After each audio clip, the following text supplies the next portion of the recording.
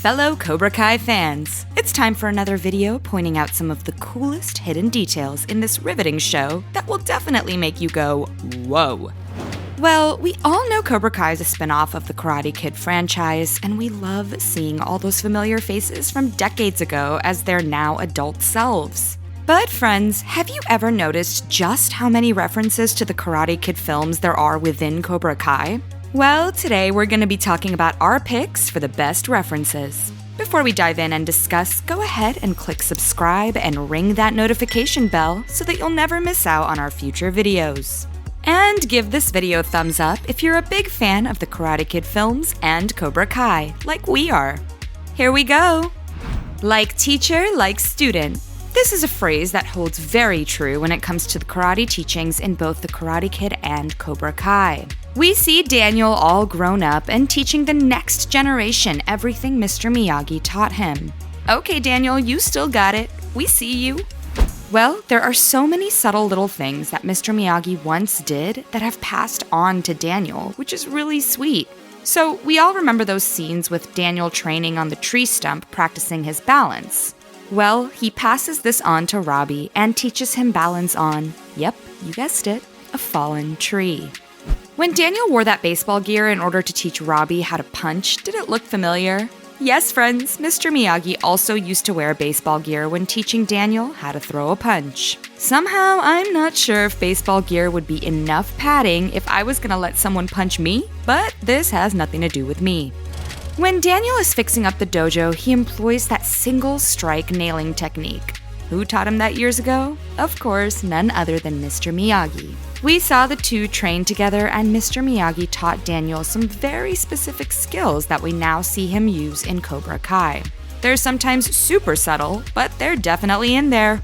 Okay, so who else agrees that Mr. Miyagi is somewhat of a magical being with intense healing powers and ancient wisdom? In the Karate Kid films, Mr. Miyagi rubs his hands together, presumably to create heat, in order to heal Daniel's arm and leg when he's injured.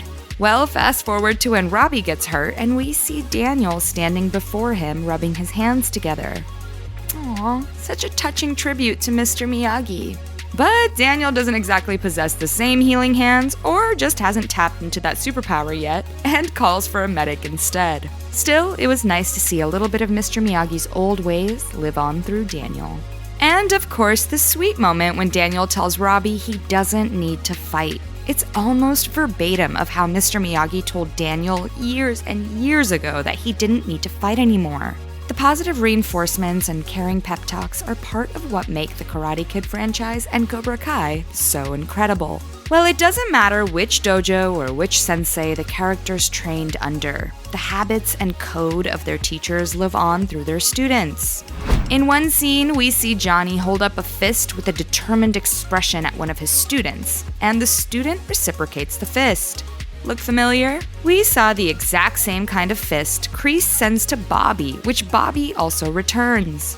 As we said, like teacher, like student. And although we have our fair share of issues with Kreese, it's good to see that tradition is key in this martial art form. We're curious, friends. Did you notice the Karate Kid references in Cobra Kai so far, or does it feel more like an entirely new show to you? Definitely let us know in the comments. Well, there is one theme that runs throughout the show, no matter what dojo the characters belong to, and that is scenes where someone is being rescued by bullies. We see Mr. Miyagi save Daniel, and Daniel goes on to fight bullies as well.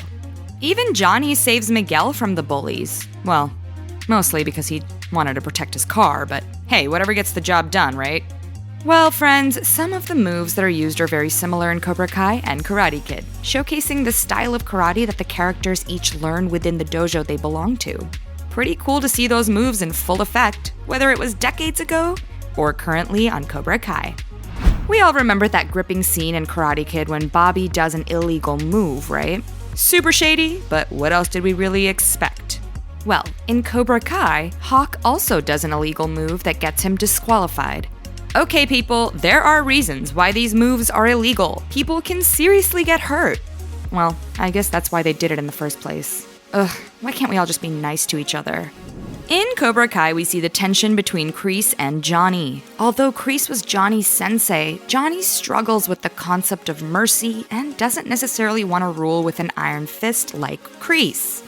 Well, in Cobra Kai, we see Kreese put his hand on Johnny's shoulder, saying this man is gonna make Cobra Kai bigger and better than ever. And although Johnny shakes Kreese's hand off of him, we're reminded of back when Terry Silver was in the picture and we see him on the phone saying that line almost to a T. He says, "You are back, my man, bigger and better than ever." Coincidence? We think not. The Karate Kid references just keep coming, and we're definitely here for it. Well, we learned from Mr. Miyagi originally that the first rule of Miyagi-Do karate is that karate is for defense only. We see a scene where Daniel is now teaching Robbie that very same tenet, and the shots are filmed very similarly to the original film.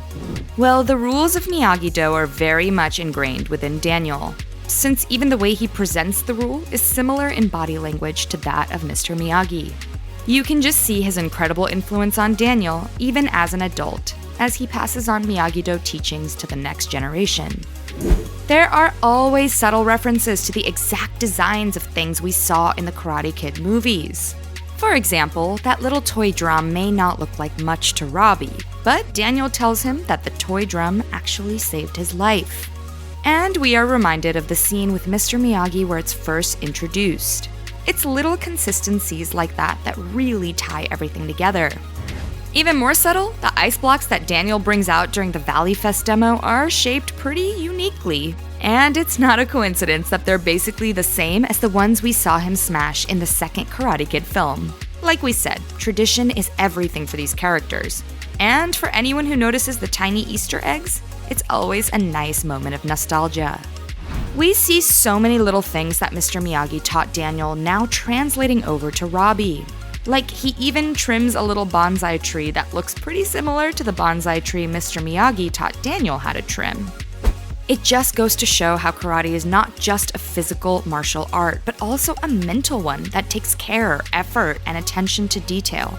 Pretty cool seeing this very specific training we once saw in the Karate Kid films once again come to life in Cobra Kai. Alright friends, there you have it. There are a ton of Easter eggs and references in Cobra Kai that are reminiscent of the Karate Kid films, but we included our favorite picks here. Now while you're watching, you'll definitely start to notice some more hidden gems. So tell us, what was your favorite reference? And do you have examples of other Easter eggs we didn't include here? Leave us a comment below. As usual, be sure to like, subscribe, and ring that notification bell as we bring you more juicy info, gossip, and speculation about the shows and stars you know and love. Until next time!